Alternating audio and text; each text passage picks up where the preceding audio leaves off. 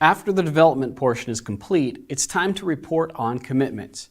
If you're following the agenda we've provided, attendees will have committed to action items at the conclusion of the previous meeting.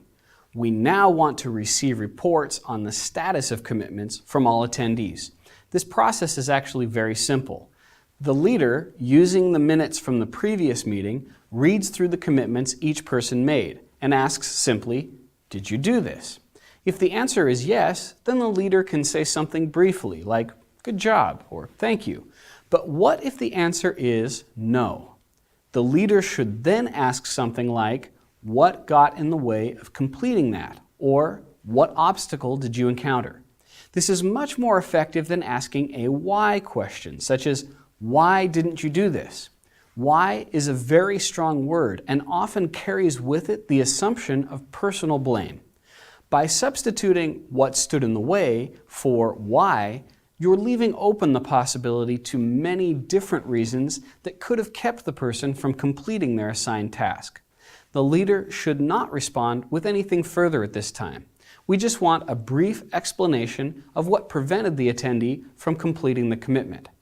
If this explanation generates a topic that the group or the leader wishes to discuss further, then add it to the task list to be discussed at a later time.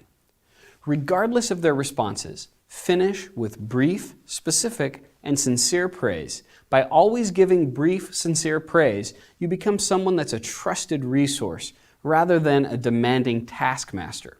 People will welcome your insight and become more forthcoming about errors when they happen. One last comment for managers. If you notice a pattern of someone not completing their commitments, you'll likely want to follow up with that person in a one-to-one meeting, not in a group meeting.